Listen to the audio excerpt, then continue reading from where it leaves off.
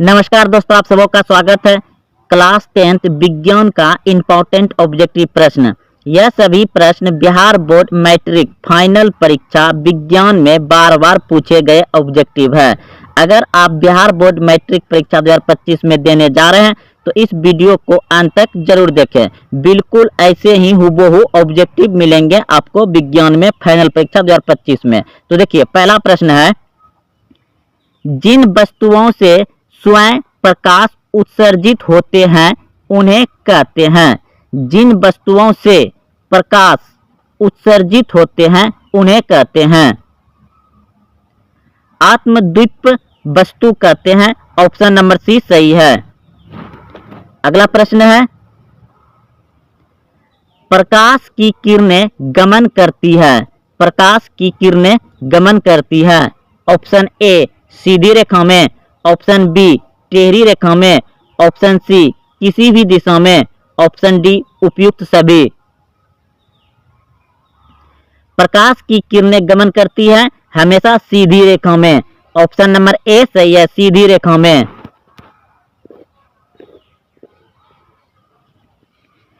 प्रश्न है, यूरो 2 का संबंध है। यूरो 2 का संबंध है वायु प्रदूषण से, ऑप्शन बी जल प्रदूषण से, ऑप्शन सी मृदा प्रदूषण से, ऑप्शन डी इनमें से कोई नहीं।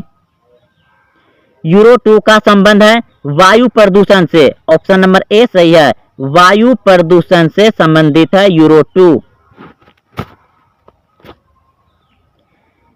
किसी परितंत्र के जैविक घटक होते हैं।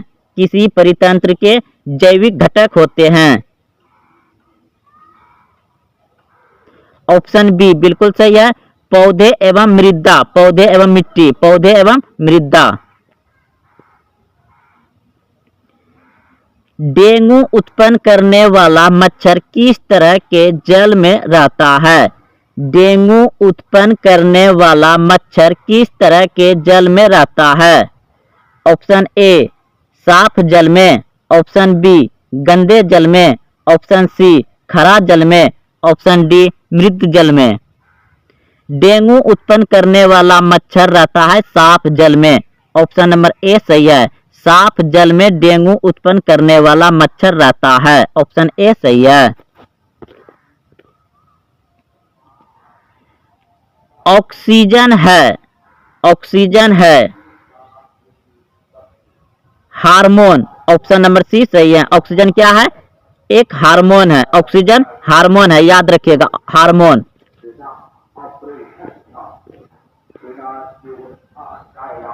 निम्नलिखित में कौन सी कोशिका सबसे लंबी होती है। निम्नलिखित में कौन सी कोशिका सबसे लंबी होती है। निम्नलिखित में कौन सी कोशिका सबसे लंबी होती है। न्यूरॉन। ऑप्शन नंबर ए सही है, न्यूरॉन।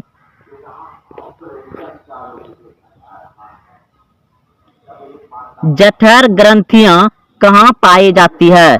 जठर ग्रंथियां कहाँ पाई जाती है। ऑप्शन ए आंख में, ऑप्शन बी अग्नाशय में, ऑप्शन सी यकृत में, ऑप्शन डी आमाशय में।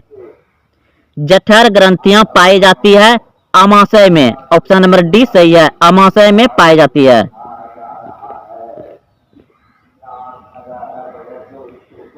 मानव लाल रक्त कणिकाओं की जीवन अवधि होती है। मानव लाल रक्त कणिकाओं की जीवन अवधि होती है 120 दिन। ऑप्शन नंबर बी सही है, मानव रक्त जो होता है उसका जीवन काल होता है 120 दिन।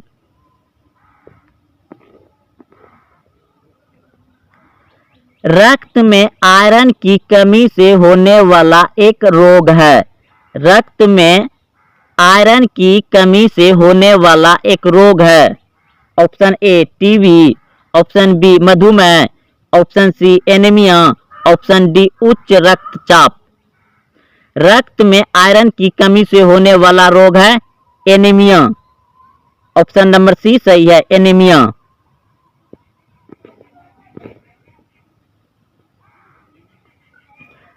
पादप में जाइलम उत्तरदायी है?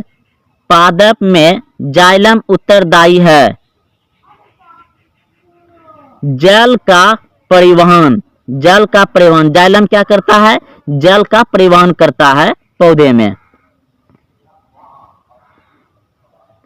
मानव में लाल रक्त कणिकाओं का निर्माण स्थल है। मानव में लाल रक्त कणिकाओं का निर्माण स्थल है। ऑप्शन ए बिल्कुल सही है, अस्थि मज्जा। अस्थि मज्जा में लाल रक्त का निर्माण होता है। ऑप्शन ए सही है, अस्थि मज्जा।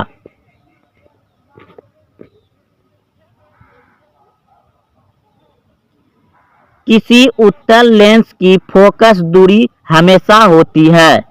किसी उत्तल लेंस की फोकस दूरी हमेशा होती है धनात्मक, यानी प्लस वैल्यू होता है, प्लस वैल्यू। ऑप्शन नंबर ए सही है।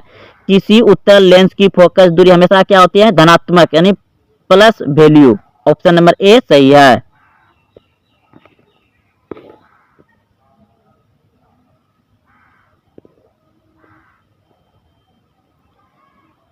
संबंध F बराबर R/2 सत्य है। संबंध F बराबर R/2 सत्य है। ऑप्शन डी बिल्कुल सही है। अवतल दर्पण के लिए भी और उत्तल दर्पण के लिए भी F बराबर R/2 सत्य है। किसके लिए? तो अवतल दर्पण के लिए भी F बराबर R/2 का संबंध है और उत्तल दर्पण के लिए भी। ऑप्शन नंबर डी सही है।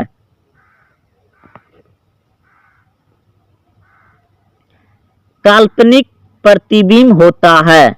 काल्पनिक प्रतिबिंब होता है। ऑप्शन ए सीधा, ऑप्शन बी उल्टा, ऑप्शन सी दोनों, ऑप्शन डी कोई नहीं। काल्पनिक प्रतिबिंब होता है सीधा। ऑप्शन नंबर ए सही है। काल्पनिक प्रतिबिंब होता है सीधा। ऑप्शन नंबर ए सही है।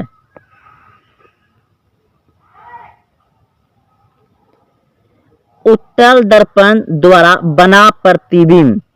उत्तल दर्पण द्वारा बना प्रतिबिंब होता है आभासी तथा सीधा। ऑप्शन नंबर डी सही है। आभासी तथा सीधा होता है उत्तल दर्पण द्वारा बना प्रतिबिंब। आभासी तथा सीधा। ऑप्शन नंबर डी सही है।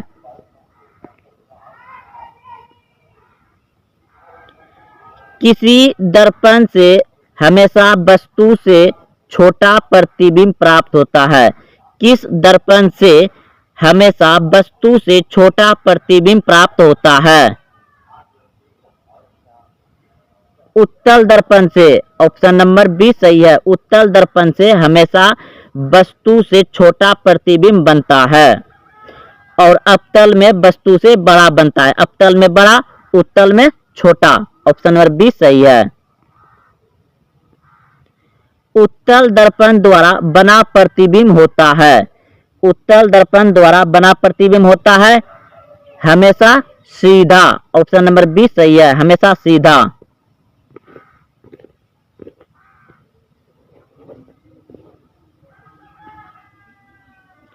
मोटर गाड़ी के चालक के सामने लगा रहता है। मोटर गाड़ी के चालक के सामने लगा रहता है उत्तल दर्पण। ऑप्शन नंबर बी सही है। उत्तल दर्पण। किस दर्पण से वस्तु का बड़ा प्रतिबिंब बनता है? किस दर्पण से वस्तु का बड़ा प्रतिबिंब बनता है? ऑप्शन ए समतल से, ऑप्शन बी अवतल से, ऑप्शन सी उत्तल से, ऑप्शन डी कोई नहीं। तो अभी तुरंत बताए हैं अवतल दर्पण से बड़ा प्रतिबिंब बनता है। बड़ा प्रतिबिंब किससे बनता है? आवर्त सारणी में कितने आवर्त है? आवर्त सारणी में कितने आवर्त है? Option A 7, option B 9, option C 8, option D 12। आवर्त सारणी में कितने आवर्त है? 7। ऑप्शन नंबर ए सही है। अगला प्रश्न है आधुनिक आवर्त सारणी में कुल समूह है? आधुनिक आवर्त सारणी में कुल समूह है। Option A 18, option B 8, option C 7, option D 10। आधुनिक आवर्त सारणी में कुल समूह है 18। ऑप्शन नंबर ए सही है। अगला प्रश्न है, आवर्त में बाईं से दाईं ओर जाने पर परमाणु त्रिज्या क्या होती है? ऑप्शन ए घटती है, ऑप्शन बी बढ़ती है, ऑप्शन सी अपरिवर्तित रहती है, ऑप्शन डी पहले घटती है फिर बढ़ती है। आवर्त में बाईं से दाईं ओर जाने पर परमाणु त्रिज्या घटती है। ऑप्शन नंबर ए सही है। प्रश्न है, अक्रिय तत्व कौन है? अक्रिय तत्व कौन है? Option A carbon, option B helium, option C सोना, ऑप्शन डी हाइड्रोजन। अक्रिय तत्व है हीलियम। ऑप्शन नंबर बी सही है, हीलियम अक्रिय तत्व है। आधुनिक आवर्त सारणी में वर्गों की संख्या होती है। आधुनिक आवर्त सारणी में वर्गों की संख्या होती है 18। ऑप्शन नंबर बी सही है, 18। प्रश्न है, आधुनिक आवर्त सारणी में, दोस्तों जब भी आपको आधुनिक आवर्त सारणी रहे तो उसमें 18 वर्ग और 7 आवर्त होते हैं। 18 वर्ग 7 आवर्त होते हैं। ऑप्शन नंबर ए सही है। प्रश्न है, आवर्त सारणी के प्रथम वर्ग का सदस्य है?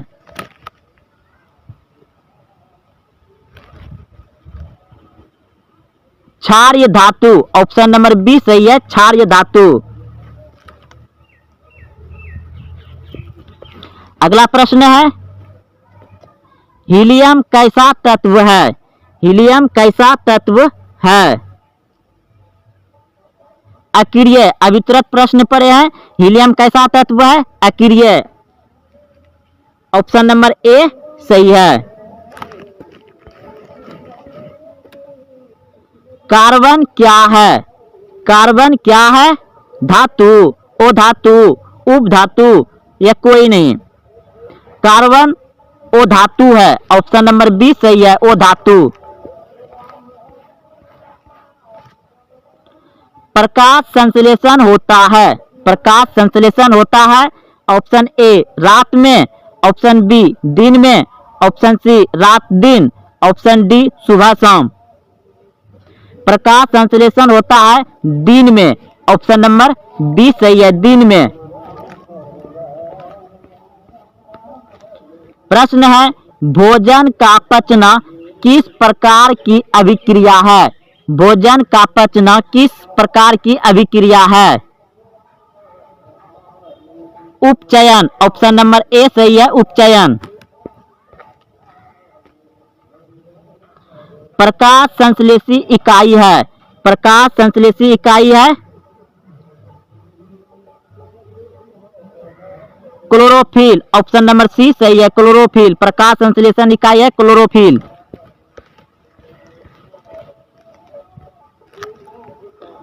मानव शरीर में सबसे बड़े ग्रंथि के रूप में जाना जाता है।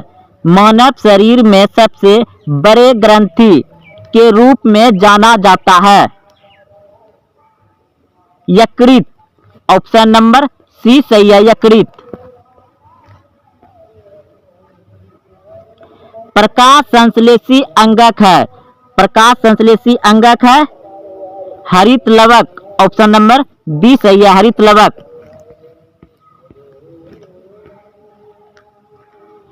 क्लोरोफिल वर्णक का रंग है। क्लोरोफिल वर्णक का रंग है हरा। ऑप्शन नंबर ए सही है, हरा।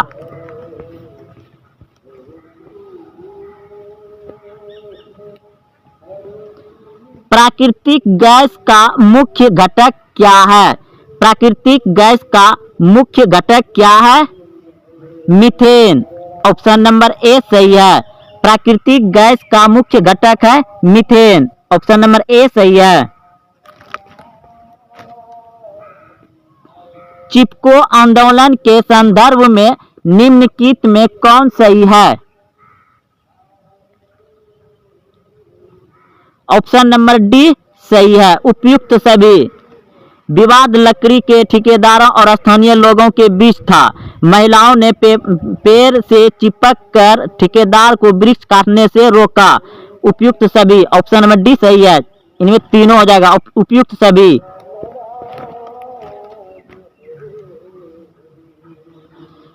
निम्नलिखित में कौन प्राकृतिक संसाधन है? निम्नलिखित में कौन प्राकृतिक संसाधन है? ऑप्शन डी बिल्कुल सही है, कोयला। बांध क्यों बनाए जाते हैं? बांध क्यों बनाए जाते हैं? विद्युत उत्पादन के लिए, सिंचाई के लिए। ऑप्शन डी सही है, दोनों। निम्नलिखित में कौन ग्रीन हाउस गैस नहीं है? निम्नलिखित में कौन ग्रीन हाउस गैस नहीं है?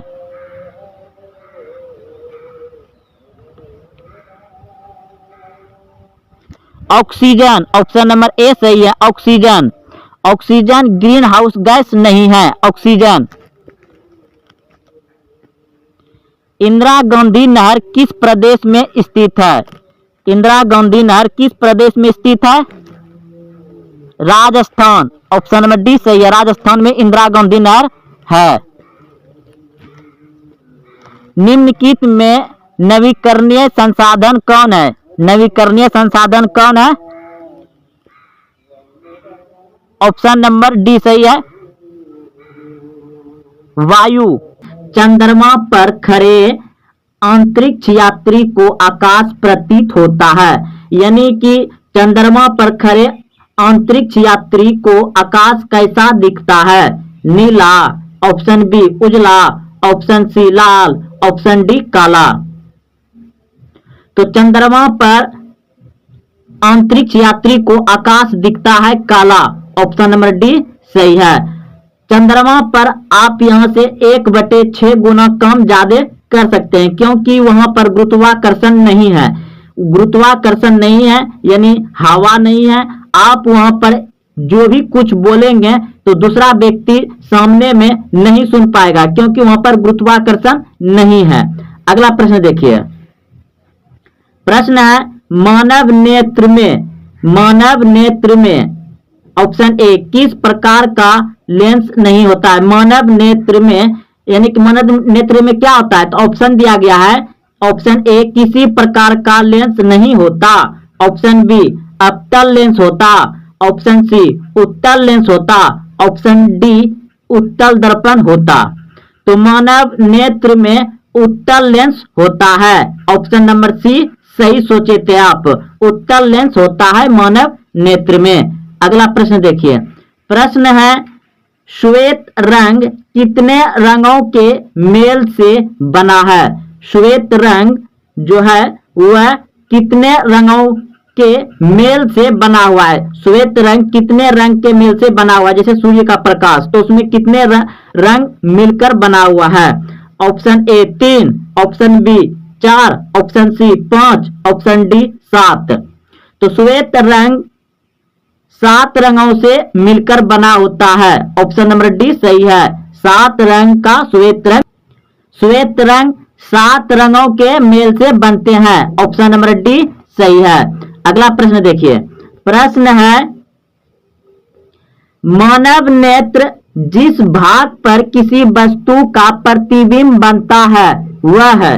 मानव नेत्र में जिस भाग पर प्रतिबिंब बनता है वह है, आपके सामने ऑप्शन दिया गया, यानी कि जो भी हम आगे सामने में दिखाई दे रहा है उसका प्रतिबिंब आंख में कहां बनता है? कॉर्निया पर, पुतली पर, परितलिका पर या दृष्टि पटल पर। मानव नेत्र जिस भाग पर किसी वस्तु का प्रतिबिंब बनता है वह है दृष्टिपाटल यानी रेटिना। ऑप्शन नंबर डी सही है। दृष्टिपाटल पर मानव नेत्र के प्रतिबिंब बनते हैं मानव नेत्र में। ऑप्शन नंबर डी सही है। अगला प्रश्न देखिए, दृश्य प्रकाश में किस वर्ण का तरंगदैर्घ्य अधिकतम होता है? दृश्य प्रकाश में किस वर्ण का तरंगदैर्घ्य अधिकतम होता है? ऑप्शन ए बैंगनी, ऑप्शन बी लाल, ऑप्शन सी नीला, ऑप्शन डी पीला। तो लाल रंग का तरंगदैर्घ्य अधिक होता है। लाल रंग का तरंगदैर्घ्य अधिक होता है, इसलिए इसका सिग्नल में भी प्रयोग किया जाता है। लाल रंग आपको दूर से दिखाई दे देगा। ये सभी आप देखे होंगे टावर पर भी, टावर पर देखते होंगे ऊपर लाल टाइप का बना होता है, क्योंकि ये दूर से दिखाई देता है। तरंगदैर्घ्य इसका ज्यादा है और बैंगनी का तरंगदैर्घ्य बहुत कम है। अगला प्रश्न देखिए, प्रश्न है नेत्र द्वारा किसी वस्तु का प्रतिबिंब बनता है। नेत्र द्वारा किसी वस्तु का प्रतिबिंब बनता है। नेत्र में किस तरह का प्रतिबिंब बनता है? ऑप्शन ए वास्तविक उल्टा तथा छोटा, ऑप्शन बी वास्तविक उल्टा तथा बड़ा, ऑप्शन सी काल्पनिक उल्टा तथा बड़ा, ऑप्शन डी काल्पनिक सीधा तथा छोटा। तो ऑप्शन नंबर ए बिल्कुल सही है। मानव नेत्र में किसी वस्तु का प्रतिबिंब बनता है वास्तविक उल्टा तथा छोटा। वास्तविक उल्टा तथा छोटा बनता है मानव नेत्र में किसी वस्तु का प्रतिबिंब। अगला प्रश्न देखिए, प्रश्न है एक स्वस्थ आंख के लिए दूर बिंदु होता है। एक स्वस्थ आंख के लिए दूर बिंदु होता है 25 सेमी, ऑप्शन बी 0, ऑप्शन सी 250 सेमी, ऑप्शन डी अनंत। तो एक स्वस्थ आंख के लिए दूर बिंदु जब भी पूछे तो अनंत होगा। अनंत स्वस्थ आंख के लिए ठीक ठाक इसका है। ऑप्शन नंबर डी सही है, अनंत होगा।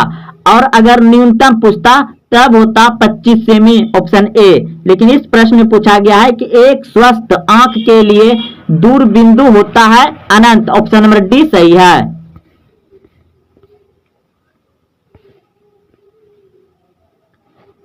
प्रश्न है इंद्रधनुष का बनना किस परिघटना पर आधारित है? इंद्रधनुष का बनना किस परिघटना पर आधारित है? ऑप्शन ए प्रकाश का परावर्तन, ऑप्शन बी प्रकाश का अपवर्तन, ऑप्शन सी प्रकाश का वर्ण विक्षेपण, ऑप्शन डी इनमें से कोई नहीं। इंद्रधनुष का बनना किस परिघटना पर आधारित है? प्रकाश का वर्ण विक्षेपण। ऑप्शन नंबर सी सही है। प्रकाश का वर्ण विक्षेपण से इंद्रधनुष बनता है। ऑप्शन नंबर सी सही है।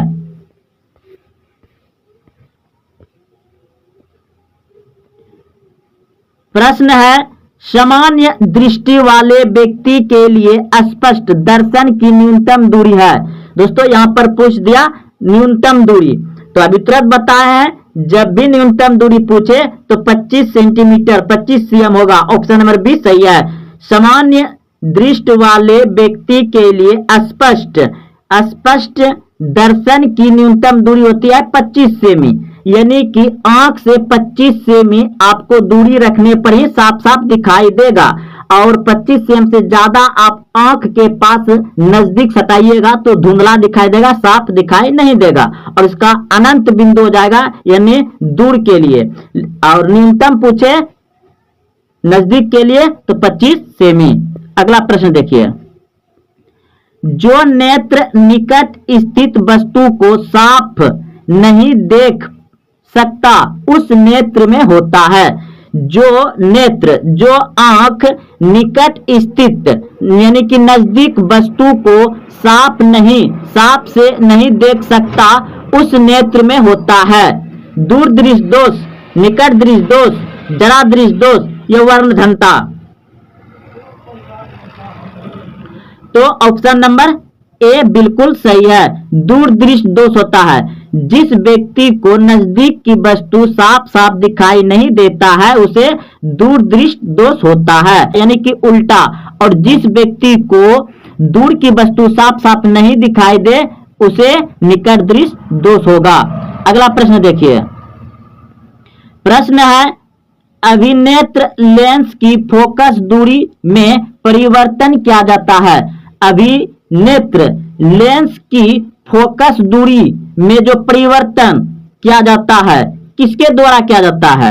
ऑप्शन ए दृष्टिपटल द्वारा, ऑप्शन बी पुतली द्वारा, ऑप्शन सी परितारिका द्वारा, ऑप्शन डी पक्षाम्बी सिलियरी द्वारा।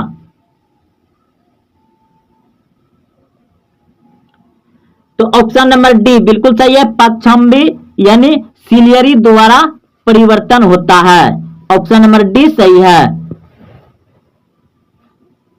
प्रश्न है सामान्य मानव नेत्र का दूर बिंदु, सामान्य मानव नेत्र का दूर बिंदु क्या होता है?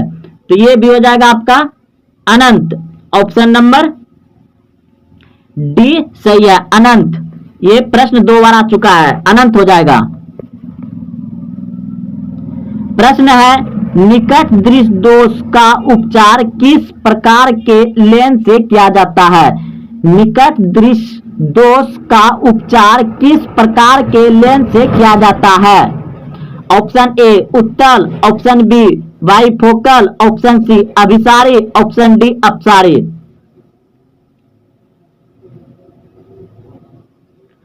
तो ऑप्शन नंबर डी बिल्कुल सही है, अपसारी लेंस से किया जाता है निकट दृष्टि दोष का उपचार। निकट दृष्टि दोष वाले व्यक्ति के चश्मे में होता है, निकट दृष्टि दोष वाले व्यक्ति के चश्मे में होता है अपतल लेंस। ऑप्शन नंबर बी सही है, अपतल लेंस निकट दृष्टि दोष वाले व्यक्ति के चश्मे में होता है। ऑप्शन बी बिल्कुल सही है, अपतल लेंस। अगला प्रश्न है दूर दृष्टि दोष से पीड़ित व्यक्ति कहां तक साफ साफ देख सकता है? दूर दृष्टि दोष से पीड़ित व्यक्ति कहां तक साफ साफ देख सकता है? निकट स्थित वस्तु को साफ साफ देख सकता है। दूर दृष्टि दोष से पीड़ित व्यक्ति कहां तक साफ साफ देख सकता है? निकट स्थित वस्तु को साफ साफ देख सकता है। जिस व्यक्ति को दूर दृष्टि दोष है वह व्यक्ति निकट की वस्तु साफ साफ देख सकता है, दूर की वस्तु को साफ साफ नहीं देख पाएगा। अगला प्रश्न है मानव नेत्र में उपस्थित लेंस है, मानव नेत्र में उपस्थित लेंस है उत्तल लेंस। यही प्रश्न आपका 2 बार हो गया, उत्तल लेंस होता है मानव नेत्र में।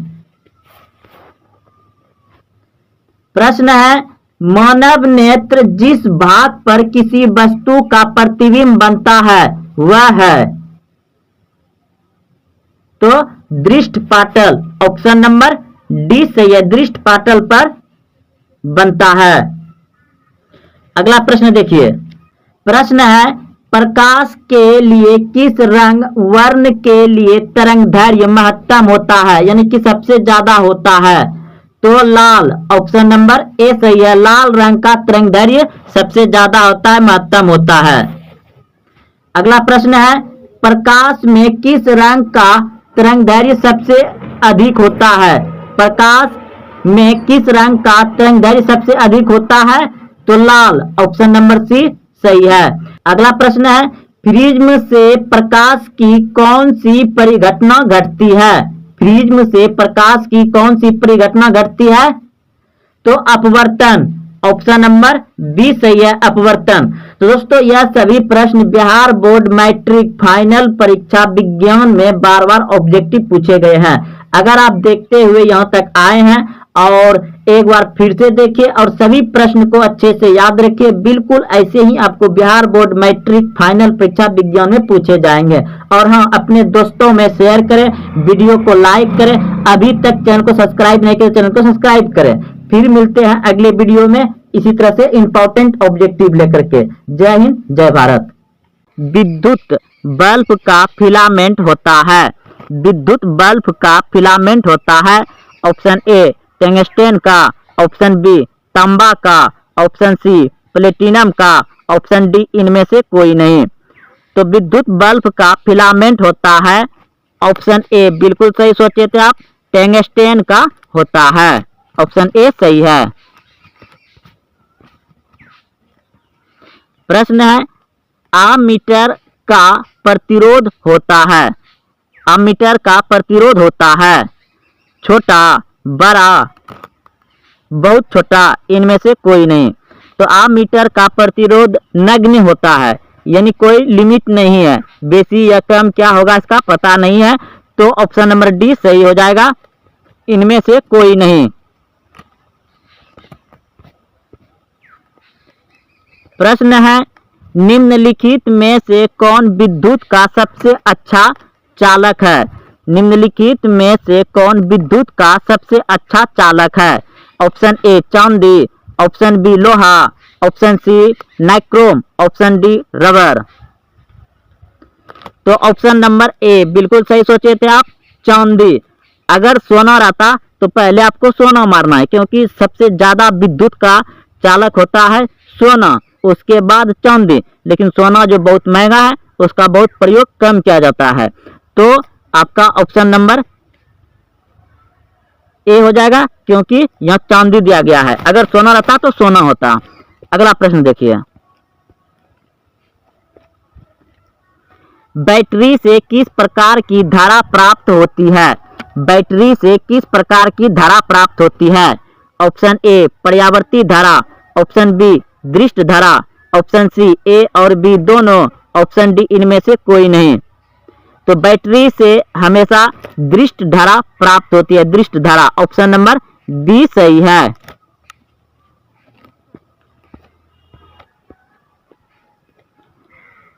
विभवांतर का एसआई मात्रक होता है, विभवांतर का एसआई मात्रक होता है। Option A coulomb, option B volt, option C ampere, option D ohm. तो विभवांतर का एसआई मात्रक होता है वोल्ट, ऑप्शन नंबर बी सही है।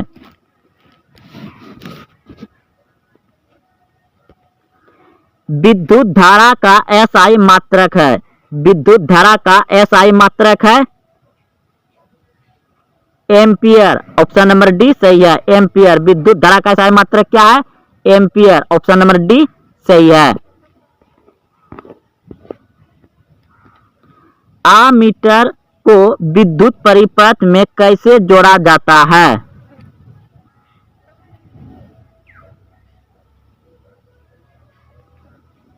ऑप्शन नंबर बी सही है।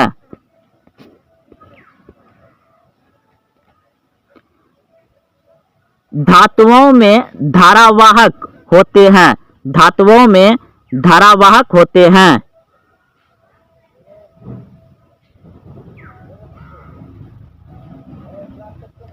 मुक्त इलेक्ट्रॉन, ऑप्शन नंबर बी सही है। धातुओं में धारावाहक होते हैं मुक्त इलेक्ट्रॉन, ऑप्शन नंबर बी सही है।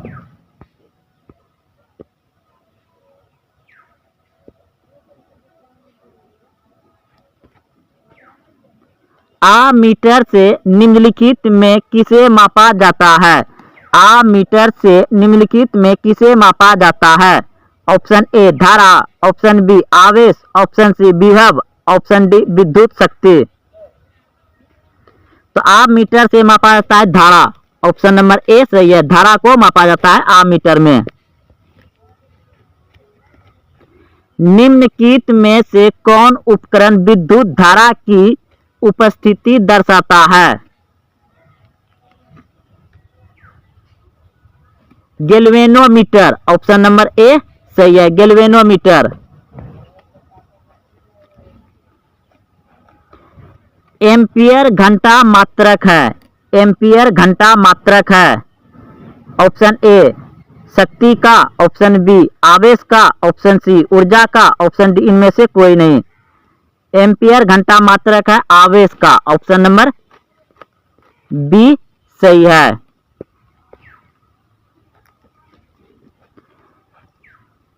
ऊर्जा का एसआई मात्रक है, ऊर्जा का एसआई मात्रक है। Option A calorie, option B joule, option C ताप, ऑप्शन डी इनमें से कोई नहीं। ऊर्जा का एसआई मात्रक है जूल, ऑप्शन नंबर बी सही है जूल।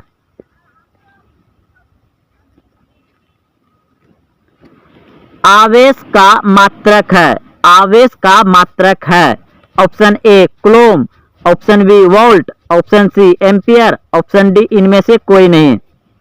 आवेश का मात्रक होता है कूलम, ऑप्शन नंबर ए सही है कूलम। एक वोल्ट कहलाता है, एक वोल्ट कहलाता है 1 जूल बटे कूलम, ऑप्शन नंबर बी सही है। विभवांतर मापने वाले यंत्र को कहा जाता है, विभवांतर मापने वाले यंत्र को कहा जाता है volt metre, option number B सही है वोल्ट मीटर।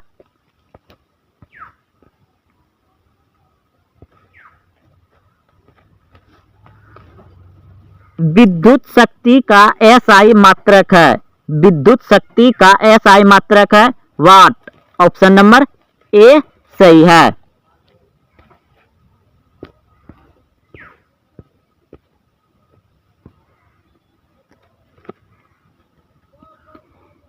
इलेक्ट्रिक हीटर की कुंडली बनाने में किस पदार्थ का प्रयोग किया जाता है?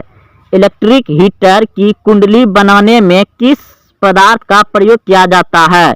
ऑप्शन ए तांबा, ऑप्शन बी लोहा, ऑप्शन सी चांदी, ऑप्शन डी नाइक्रोम। नाइक्रोम का प्रयोग किया जाता है क्योंकि इसका गलनांक जो है कि बहुत कम होता है। ताप बढ़ने पर चालक का प्रतिरोध क्या होता है? ताप बढ़ने पर चालक का प्रतिरोध क्या होता है? ऑप्शन ए बढ़ता है, ऑप्शन बी घटता है, ऑप्शन सी बढ़ता घटता नहीं है, ऑप्शन डी इनमें से कोई नहीं। ताप बढ़ने पर चालक का प्रतिरोध बढ़ता है, ऑप्शन ए सही है। ताप बढ़ने पर चालक का प्रतिरोध क्या होता है? बढ़ता है, ऑप्शन ए सही है।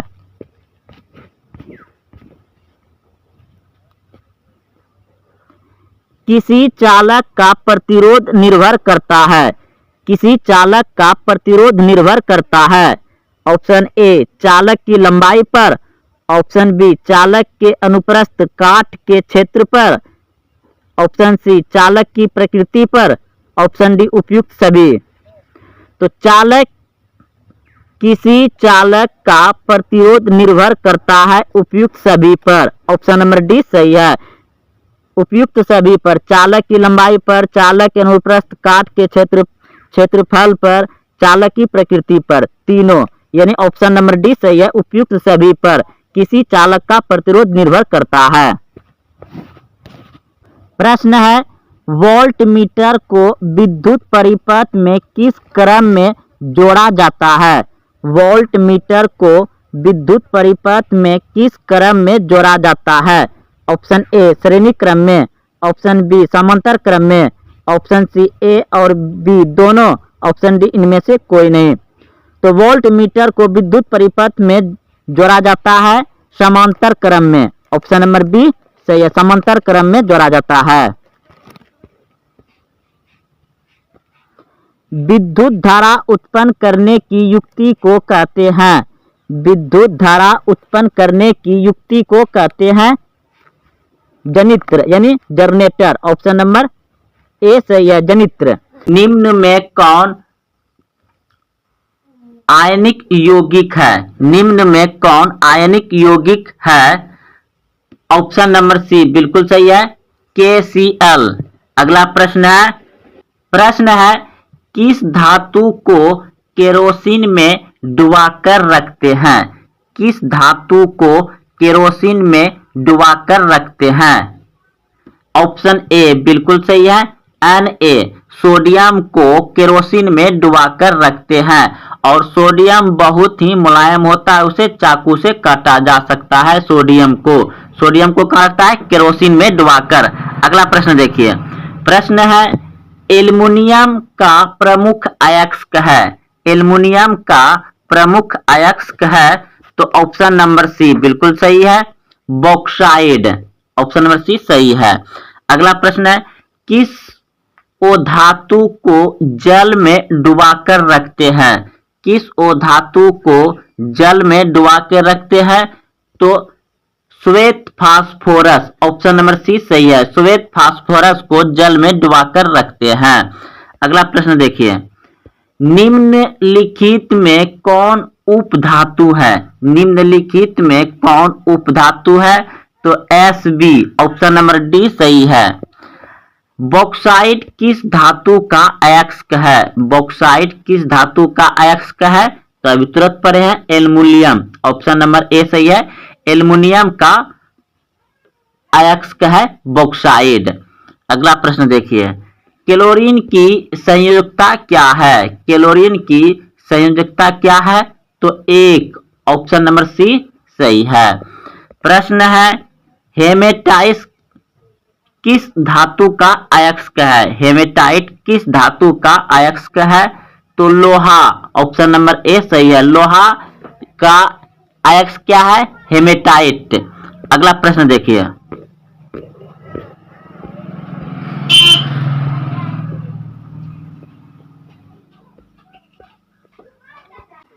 किस धातु को चाकू से सरलता से काटा जा सकता है? किस धातु को चाकू से सरलता से काटा जा सकता है? तो ऑप्शन नंबर डी बिल्कुल सही है, सोडियम को। और सोडियम कहाँ रखा जाता है? केरोसिन तेल में। अगला प्रश्न देखिए, प्रश्न है, हेमेटाइट किस धातु का अयस्क है? हेमेटाइट किस धातु का अयस्क है? तो Fe, लोहा। ये लोहा का रासायनिक सूत्र है Fe। और इसका ये किसका अयस्क है? हेमेटाइट का। अगला प्रश्न देखिए, प्रश्न है, विद्युत के सुचालक युग्म को चुने। तो विद्युत के सुचालक युग्म हो जाएगा इसमें लोहा और ग्रेफाइट। ऑप्शन नंबर ए सही है, लोहा और ग्रेफाइट। अगला प्रश्न है, धातुओं को जोड़ने में प्रयुक्त गैस है। धातुओं को जोड़ने में प्रयुक्त गैस है एथाइन। ऑप्शन नंबर सी सही है। अगला प्रश्न देखिए, ओ धातु के ऑक्साइड होते हैं। ओ धातु के ऑक्साइड होते हैं अम्लीय। ऑप्शन नंबर बी सही है, अम्लीय होते हैं। सिलिका क्या है? सिलिका क्या है? ओ धातु। ऑप्शन नंबर बी सही है, सिलिका क्या है? ओ धातु। लोहे की परमाणु संख्या है। लोहे की परमाणु संख्या है 26। ऑप्शन नंबर बी सही है, 26। पीतल है। पीतल है मिश्र धातु। ऑप्शन नंबर सी सही है, पीतल क्या है? मिश्र धातु। मिश्र यानी कि मिला हुआ है, इसमें कुछ पीतल शुद्ध न है, मिला हुआ है, मिश्र धातु है। अगला प्रश्न देखिए, कौन सा ओ धातु विद्युत का सुचालक है? कौन सा ओ धातु विद्युत का सुचालक है? तो ग्रेफाइट। ऑप्शन नंबर बी सही है, ग्रेफाइट ओ धातु है और यह विद्युत का सुचालक है। प्रश्न है, सोडियम की परमाणु संख्या है। सोडियम की परमाणु संख्या है 11। ऑप्शन नंबर ए सही है, 11। सोना और प्लेटिनम निम्नलिखित में किसमें घुल जाते हैं? सोना और प्लेटिनम निम्नलिखित में किसमें घुल जाते हैं? अम्लराज। ऑप्शन नंबर सी सही है, अम्लराज में। कौन विद्युत का सर्वोत्तम सुचालक है? कौन विद्युत का सर्वोत्तम सुचालक है? Ag। ऑप्शन नंबर बी सही है, Ag।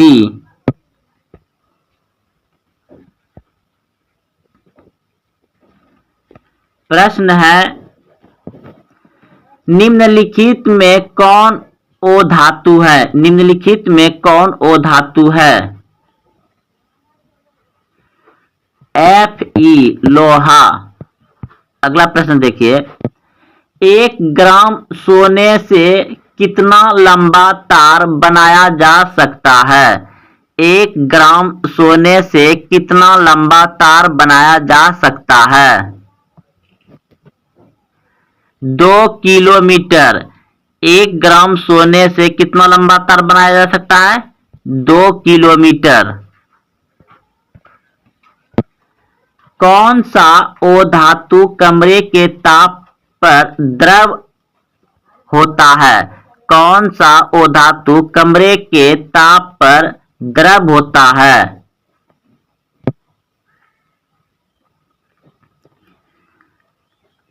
ब्रोमीन। ऑप्शन नंबर ए सही है। ब्रोमीन जो है कि कमरे के ताप पर द्रव अवस्था में पाया जाता है, लेकिन ये अधातु है। अगर अधातु नहीं पूछता तब होता पारा। पारा जो है कि यह भी आपका ये धातु है, यह आपका कमरे के ताप पर द्रव अवस्था में पाया जाता है, और अधातु पूछे तो ब्रोमीन हो जाएगा।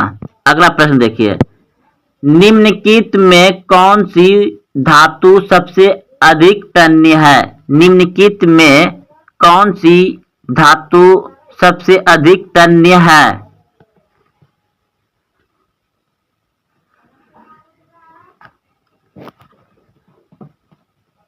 सोना। ऑप्शन नंबर 20 सही है। तभी तो इसका 1 ग्राम से 2 किलोमीटर तक तार बनाया जा सकता है। तो सबसे तन्य क्या है? सोना। ये सबसे ज्यादा तन्य है, यानी कि थोड़ा सा ही लीजिएगा तो बहुत ज्यादा उत्तन आ जाएगा, उसको टान सकते हैं। अगला प्रश्न देखिए, सीसा और टीन की मिश्र धातु को कहते हैं? सीसा और टीन की मिश्र धातु को कहते हैं gun metal. Gun metal. Option number C सही है। सीसा और टीन की मिश्र धातु कहते हैं गन मेटल। अगला प्रश्न देखिए, निम्नलिखित में किसकी आघातवर्धता सबसे अधिक है? चांदी। ऑप्शन नंबर ए सही है। निम्नलिखित में से किसे चाकू से काटा जा सकता है? लिथियम। सोडियम और लिथियम को चाकू से आसानी से काटा जा सकता है। ऑप्शन नंबर ए सही है, लिथियम।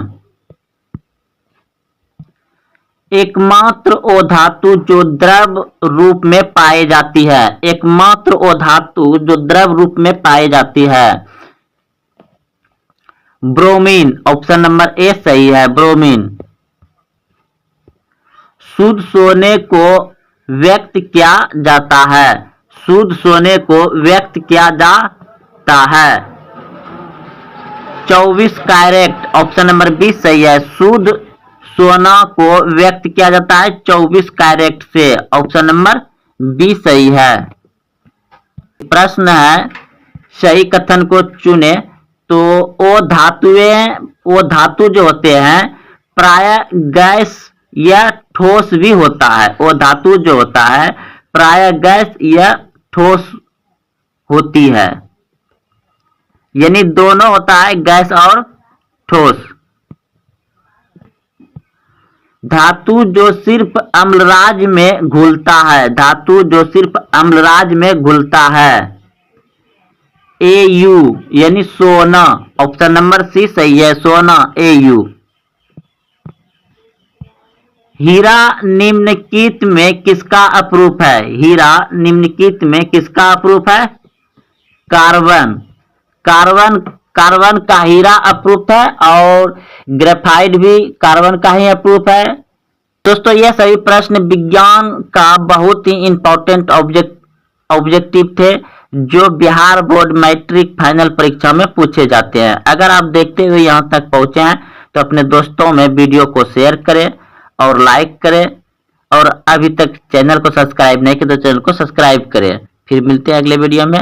जय हिंद, जय भारत।